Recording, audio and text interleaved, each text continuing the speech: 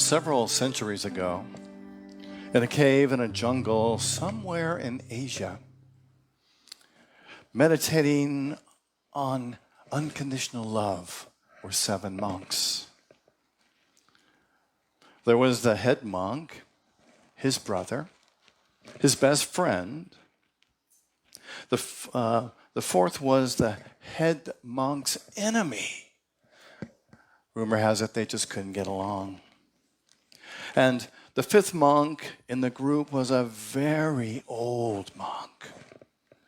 So old and advanced in years that he probably wasn't going to live much longer. The 6th monk was sick. In fact, he too was so sick that it was thought he probably wouldn't live long. And the last monk, the 7th, was a useless monk. He always snored when he was supposed to be meditating. I think I know some people like that. He couldn't remember his chanting. And if he did chant, he would always chant off key. God forbid. He couldn't even keep his robes on properly. But the other monks tolerated him because they believed that he was teaching them patience. One day, a group of bandits discovered the cave. It was so remote and hidden that they thought this would be the perfect hideout for them. And they wanted to take over this cave as their hideout. And so they were dedicated, devoted to killing all of the monks. The head monk, fortunately, was a very persuasive speaker. And he managed, don't ask me how, to persuade the gang of bandits to let all the monks go, except for one, who would be killed as a warning to the other monks that would happen to them if they ever gave away the location of this cave. And that was the best deal the head monk could negotiate. And then the head monk was left alone for a few minutes to reflect and to make this horrible decision. Who would be sacrificed so that the others could go free? Well, who do you think the head monk chose? Got some ideas? The useless monk, someone said. Who else? Himself. Oh, you may think that, yeah. The enemy monk. Yes. Well, unfortunately, yes, for a volunteer. He might have thought of that, I wonder. But he couldn't make up his mind who to choose. His love for his brother was precisely the same for each one. No more, no less. The love for his best friend was the same. The love for his enemy was the same. The love for the sick monk was the same. Even it was the same for the dear older monk and the useless monk.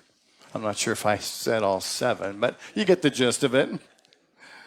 And the head monk told them, the door of my heart will always be open. Whatever you do, wherever you are. And the head monk's heart was so open to all of them, unconditionally and non-discriminating, with free-flowing love. And so he wasn't able to choose. So the theme today is opening the heart to spiritual transformation. Right now, and in every moment, we have the opportunity to open or close our hearts. And there certainly are varying degrees of that. We can have our heart totally open or just a little bit open or shut tight or just a little tiny bit tight. And we get to choose all the time. Often we're unconscious of what we choose. But that choice is always affecting us, and it's affecting how we show up in the world. We often open and close our hearts. Right now, you might look and see where yours is at. Hopefully, it's open. And if it's not totally open, maybe you can work on opening it in the process of this talk today so that we are fully open to unconditional love. You know, opening our hearts is a skill. We don't grow up learning how to open our hearts. In fact, I think the opposite is quite true. We're often told not to be in our feelings, not to be in our heart. We have to be productive, right? We have to go for it. We have to be assertive. We have to win at what we're doing. But this is a skill that we're going to talk about today, and hopefully you'll take something away from this talk that will help you really to be aware when your heart is open and when it's not. So the affirmation for today is, I am grateful that my heart is open. I am love. I am loved. And I am loving. So how do we know if our heart is closed? We're not really taught to pay attention, and I hope that after today you'll start to ask yourself, where is my heart? Is my heart open? And there are some ways that we can tell if our heart is open. And we can tell by looking at our life. If our life looks kind of gray, kind of dismal, kind of sad, it's a clue that our heart isn't open. Because our experience shows up that way because we haven't fully opened our heart in the moment, certainly, or perhaps in the past. We've had behavior, done things, said things that kept our heart closed. We can also know our heart is closed if things in our life seem mechanical. Right? If it's you just go from one thing to another, kind of mechanically doing it instead of being open to what's happening in the moment. It's like we have to constantly, we have to do the same thing all the time if we're living in this mechanical life. And also we can tell our heart is closed if we aren't feeling passionate. If we're not feeling passionate about ourselves. If we're not feeling passionate about love. If we're not feeling passionate about the way we show up in life or the things that we do in life, or that we're reaching out to people and contributing to the consciousness on the planet, I really believe in some way, is because our heart is closed to some degree. Because if our heart was totally open, we would be out there expressing love, being the presence of love all the time. So how do our hearts get closed? You know, there are many reasons for this, and some of them include trauma that happened to us as a child. If we were hurt, or if we were abused, or if we were ignored, or if we had personal experiences that hurt us, if we were sexually abused, if we experienced a death or a loss of a friend or a relative when we were young, that can cause us to close our hearts.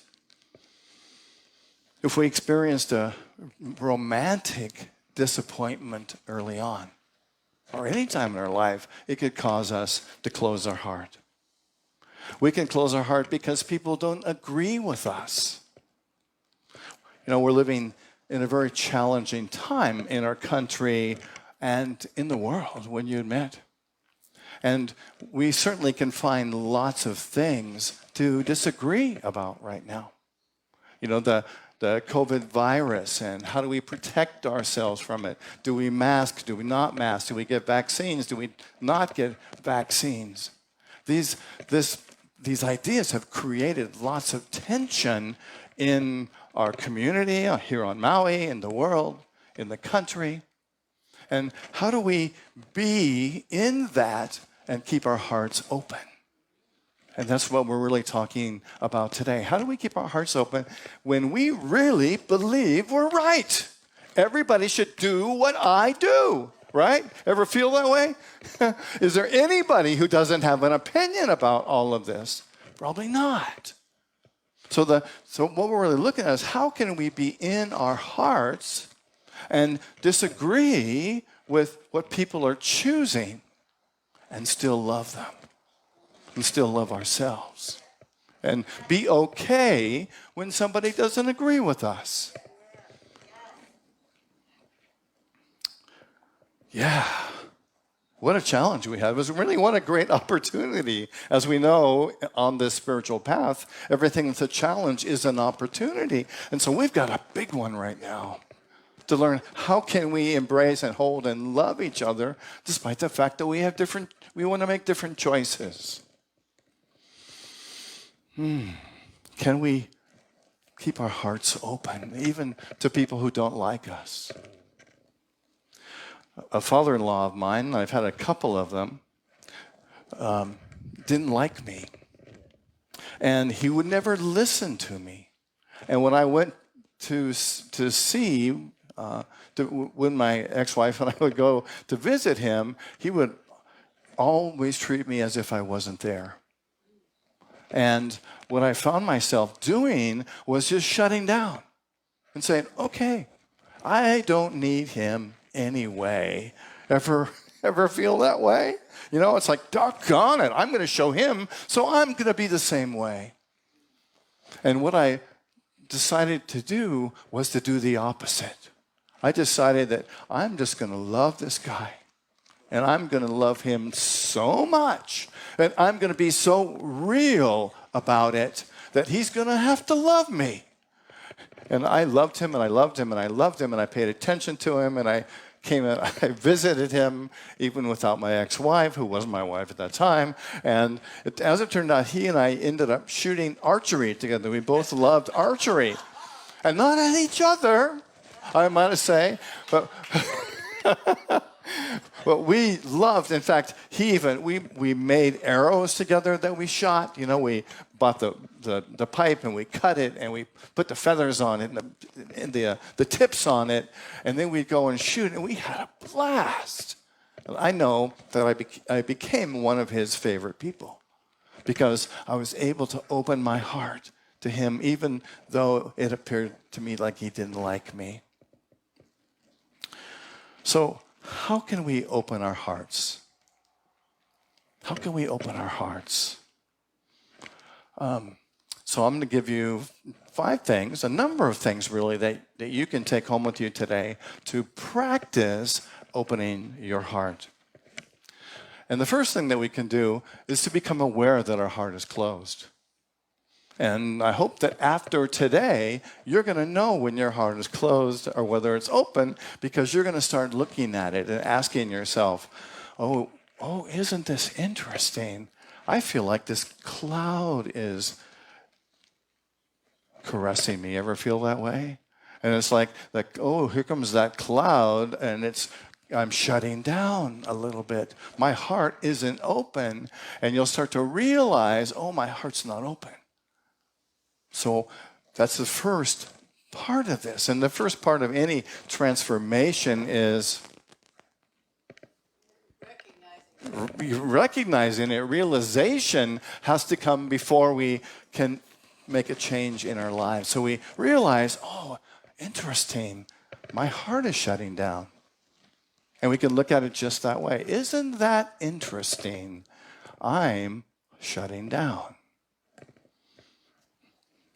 And the second thing we can do is to become aware of the erroneous beliefs that we are holding when our heart shuts down. You know, because we learned this idea of shutting down, most of us probably a long time ago. And at the time, it may have served us to shut down because it protected us. But as we advance on this spiritual path, we realize we have to get past those barriers that cause us to shut down.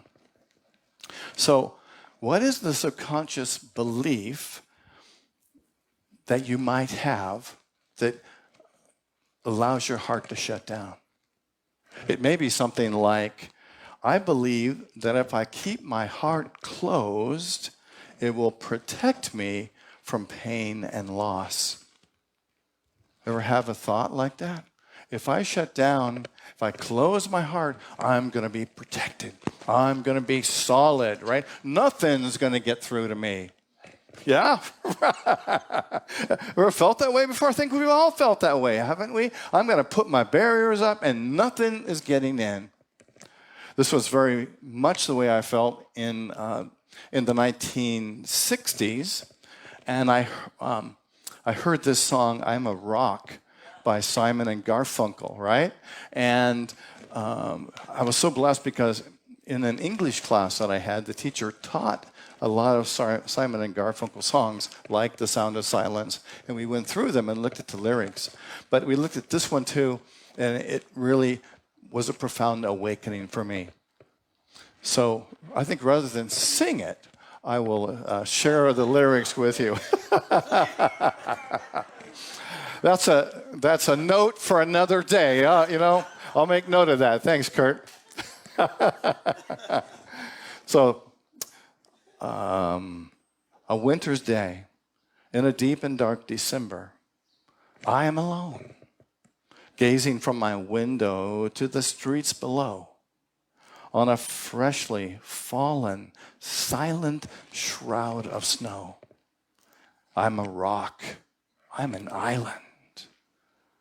I've built walls, a fortress deep and mighty, that none may penetrate. I have no need of friendship. Friendship causes pain. It's laughter, and it's loving I disdain. I am a rock. I am an island.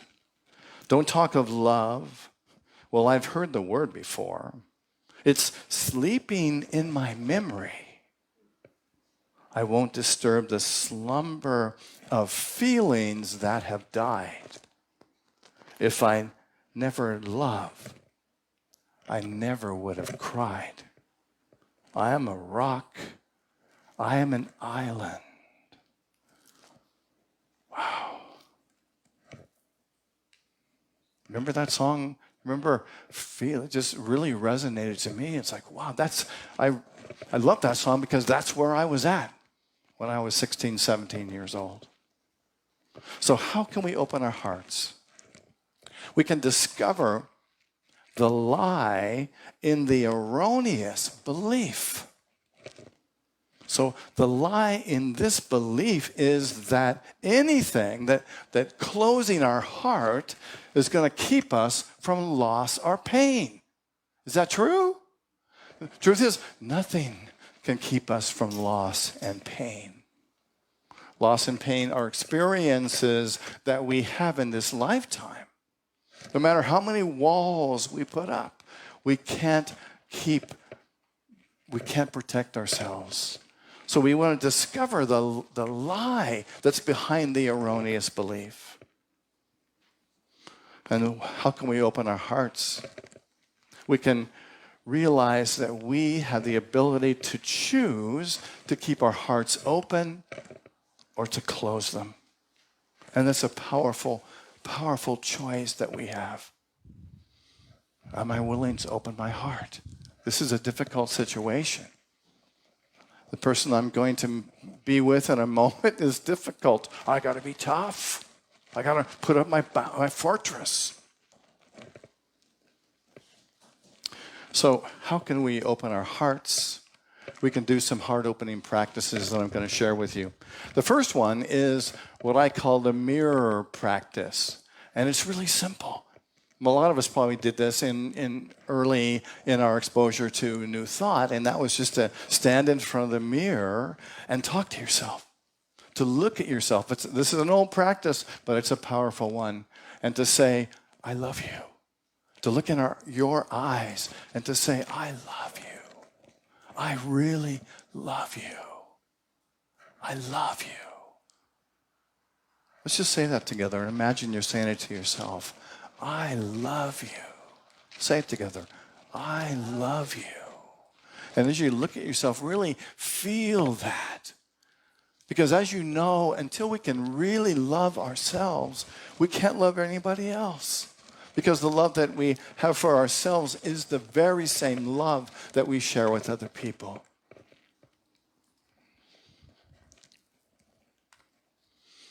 And the next thing we can do is to talk to your heart. You ever talk to your heart?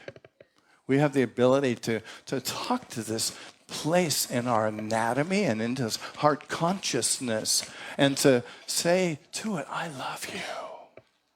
I love my heart. Somebody wrote a song about that. I love that. I love my heart. And the next thing we can do along the same line is to ask our heart, what do you need to stay open? When we're feeling like we want to shut down and close our heart, if we can ask, heart, what do you need? How can I be, what can I share with you right now to allow you to open? To tell you that I love you. To tell you that it's going to be okay. To tell you that Spirit is with us. To tell you how beautiful you are. And the next thing we can do is to pray. And, we're not, in Unity, we don't believe we're praying to a God person out there. We're praying to what? The God presence where? The God presence within us and the God presence that is everywhere in the universe. And we know that prayer is powerful. And just saying this prayer opens our heart, opens our mind, opens our experience to be able to feel the power of love that's right here. I like to say, loving Spirit, thank you for helping me to open my heart. I am experiencing abundance of love right now. So we're giving thanks in advance, and we're affirming that we are experiencing it when? Right now. It's happening right now. So say this with me. Loving Spirit, thank you for helping me to open my heart. I am experiencing an abundance of love right now.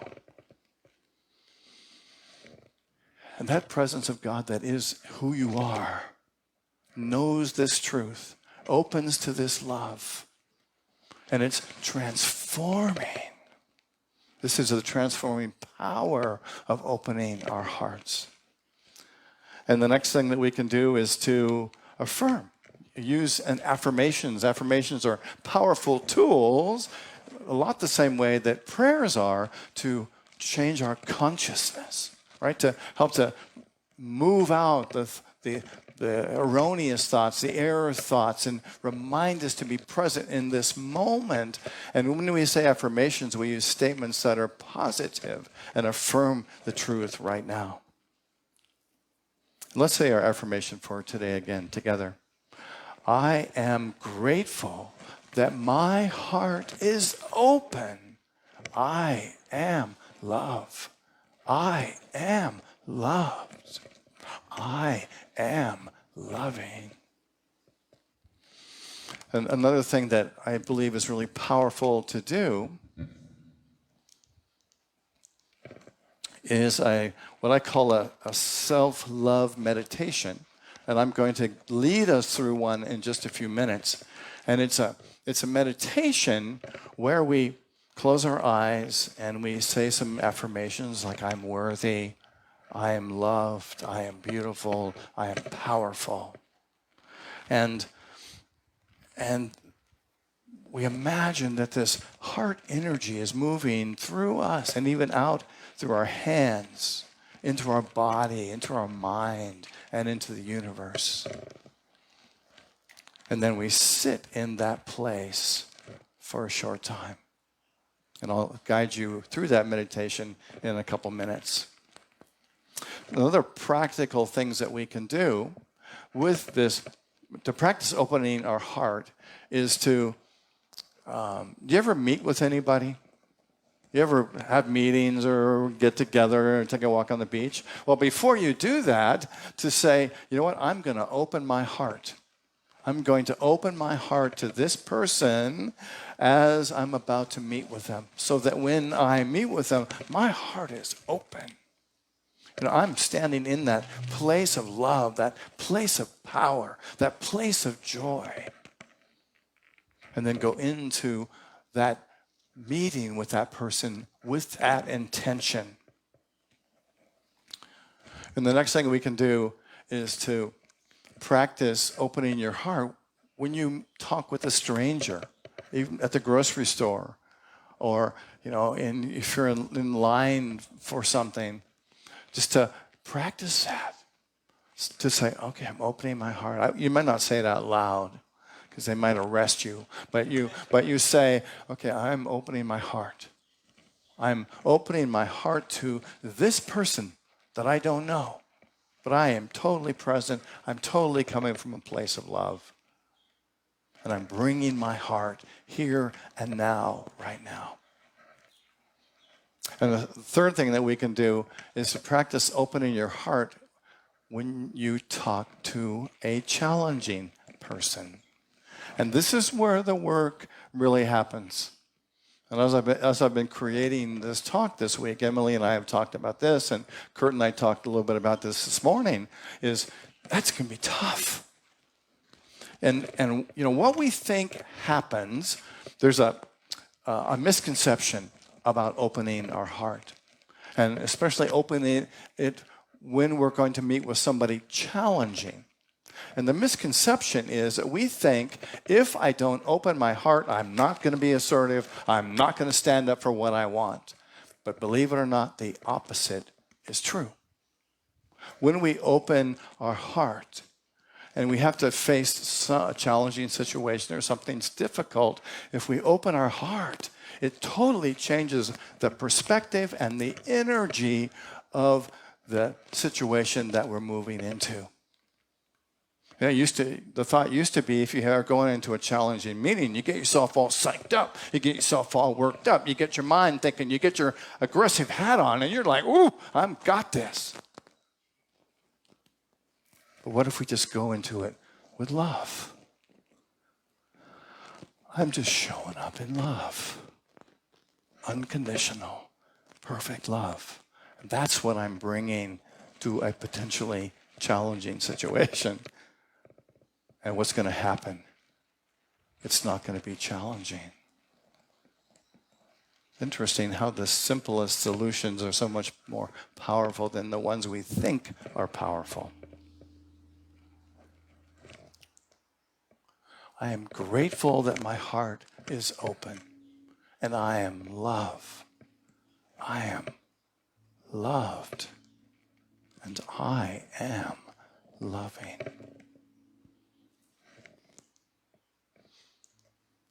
The reward for opening our hearts is access to the most powerful force in the universe, and that's love itself. The deeper we go into the heart, the more we can feel its pulsating energy wherever we are.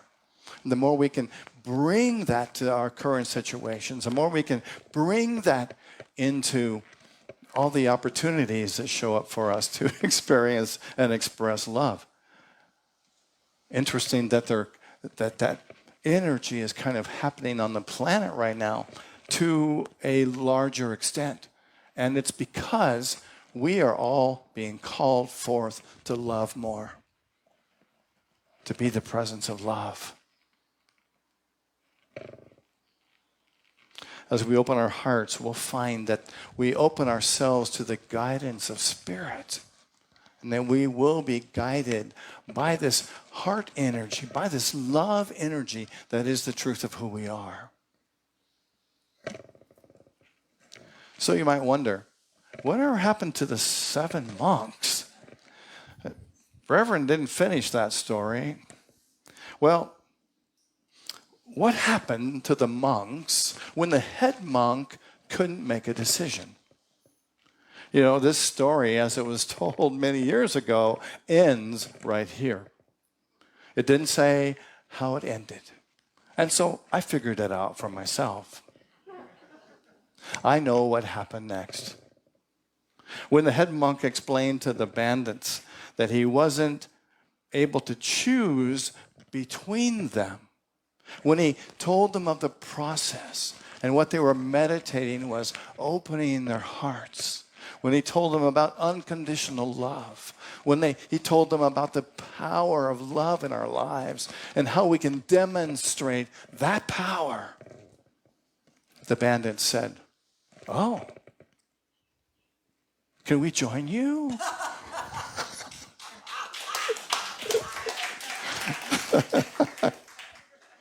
And they became monks themselves. And if you think about it, isn't that what the journey's all about? Isn't that why we do this work? Not because we want to necessarily become monks and wear the pretty little orange gowns, but because something happens in our life and we have a shift and we're like, I want to be a part of that. I want to experience more love, more light, more peace, more joy in my life. So let's say the meditation or the affirmation together. I am grateful that my heart is open. I am love. I am loved.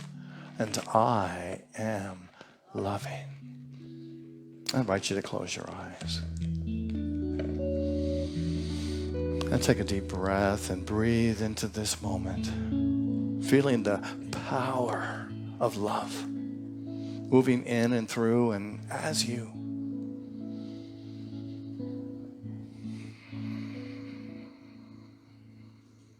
And as your spiritual eyes look around this room and feel the energy of love that's here,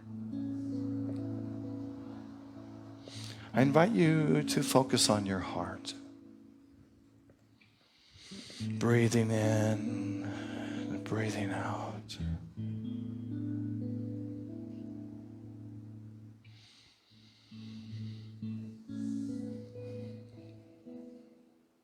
And say to yourself, I am love.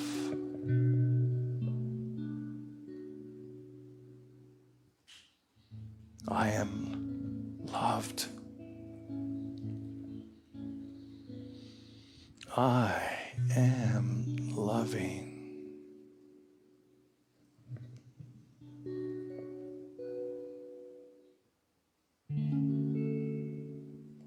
I am beautiful. I am worthy of love. And I invite you to put your hands on your heart.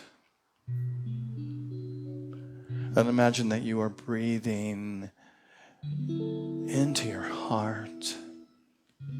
And this love moves from your heart to your hands.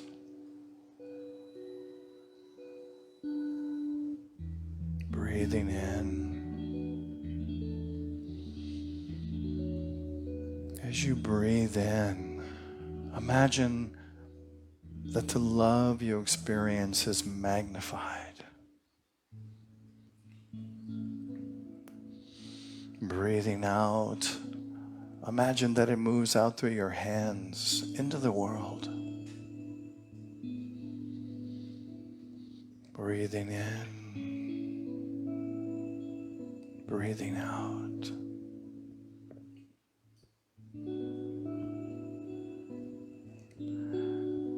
And let this love permeate your mind, all of your body, every cell, every thought, every feeling is love.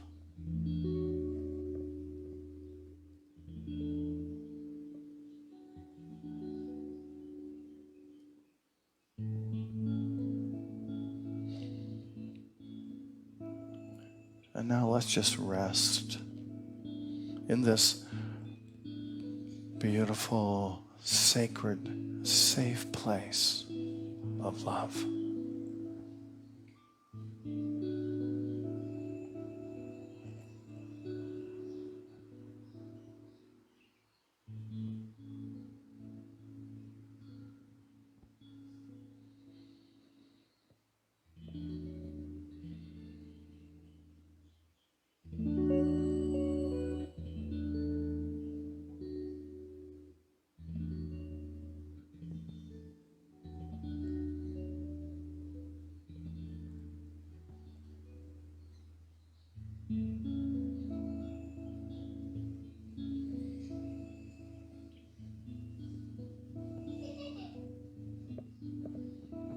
Breathing in and breathing out.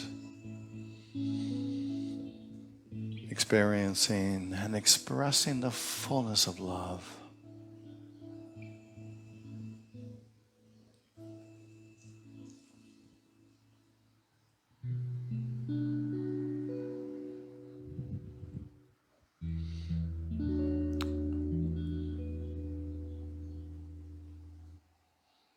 And I invite you to begin to bring your awareness back to this moment.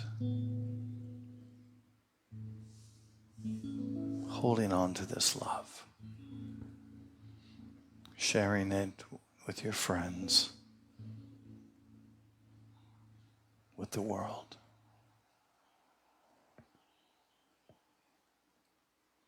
And so it is. So I invite you now to prepare your love offerings. And as you prepare to give today, I invite you to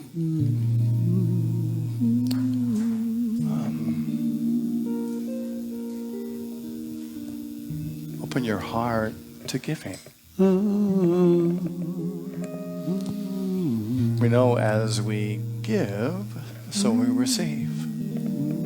And I know that when I give to Unity on Maui, I do so because it opens me to receiving and being a part of the energy of Unity on Maui. I'm saying to myself and to my spirit that this is important to me. That I realize that we live in a universe where there is exchange of energy. And so as I give to Unity on Maui, I also open myself up to receive the love, the light, and the truth, and the teachings that are changing my life. And so as you hold your gifts,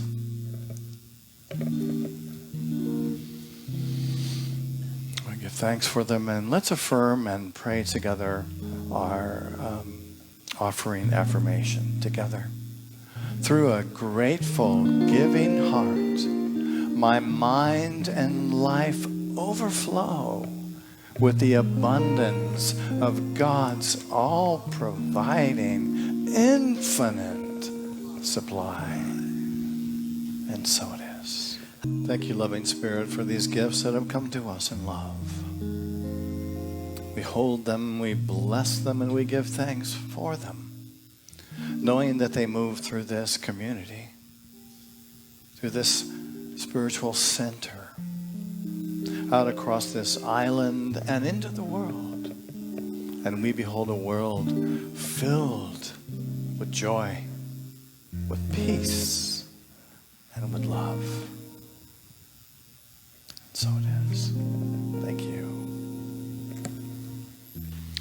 All right, now we get to do the fun part. Kurt, you ready? Woo, we are rocking this morning. Let me tell you, ladies and gentlemen, live from Unity on Maui. Kachina, would you mind coming up here?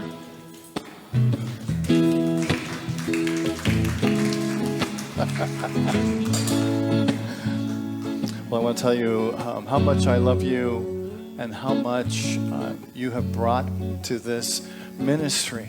I know forever And you've been here longer than I have, probably twice as long. I've been here 9 years. And, okay. So I just want to tell you how much I appreciate you and what you've meant to me and what a joy it has been working with you, playing church with you for 9 years. And it was playing. And it was playing. And I had a really good time. And did you folks have a good time? All of the things that Kachina brought, all your energy and all the love that you have brought to us. And we're so appreciative of you. And if you'd like, would you like to, oh, I know what I'm going to do. Let me do this first. So, bless you, my dear.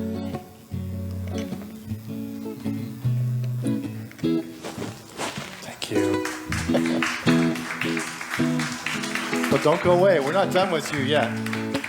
You have a number of things to tolerate. Can you do it? Tolerate? So would you like to say anything to us? Just that I love you all, and my love continues for you all as I go to the mainland to live with my son and his wife and their dog, Sally. And I do have a request. I have a lovely cat called Princess, Precious Princess, and she needs a home.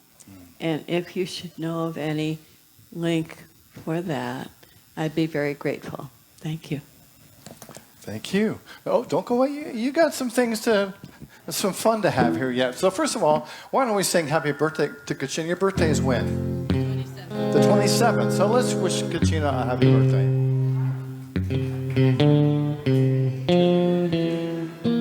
Happy birthday to you. Happy birthday to Kachina.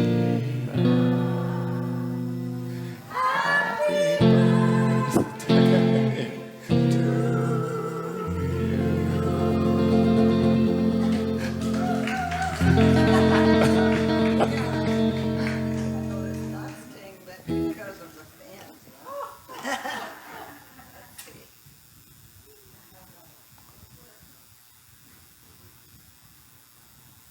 So make a wish. We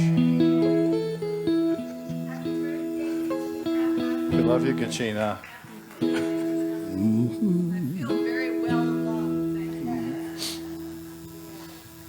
Go ahead and blow it out. You're not leaving yet. You have to blow it out because we want to see you make your wish and blow out the candle. All right. Oh, I'm not done with you yet. You know, in Unity, we have a Unity blessing that we say to people that we love. And so, dear ones, I'd like to invite you to say this with me. I'm going to do it from over here. Okay. Aloha, Kachina. We love you. We bless you. We appreciate you. And we behold the Christ in you. And we do not say goodbye. We say Godspeed on your journey. And now, do y'all remember the song, I Love Myself So Much? Kachina, oh, could you help us sing this song? Here, I'll hold your cupcake. And why don't you help us sing this song? I love myself so much that I can love you so much. That you can love you so. It's that mic there. That I can say loving you. I love myself so much that I can love you so much. That you can love you so much. That you can start loving me. I love myself so much that I can love you so much. That you can love you so much that I can start loving me one more time. I love myself so much that I can love you so much, that you can love you so much, that you can start loving me.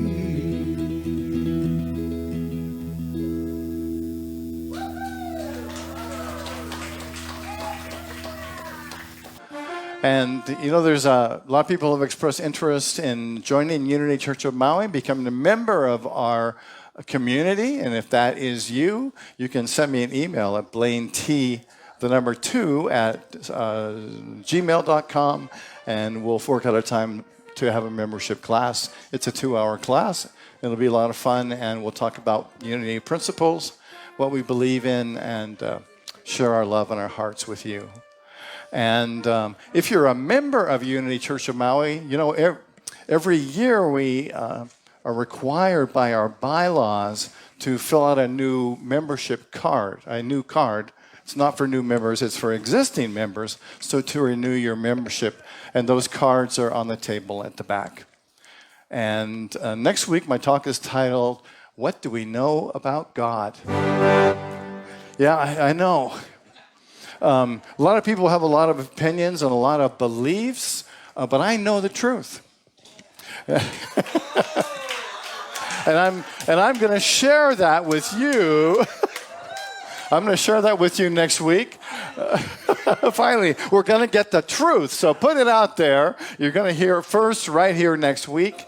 And, and I researched this a lot. In fact, I've been doing it for 9 years, and this has been the subject of my experimentation and realization is really to look at Kurt and look at you and to look at myself and discover what is the presence of God, because that presence is within all of us. So that'll be fun next week. We'll talk about that.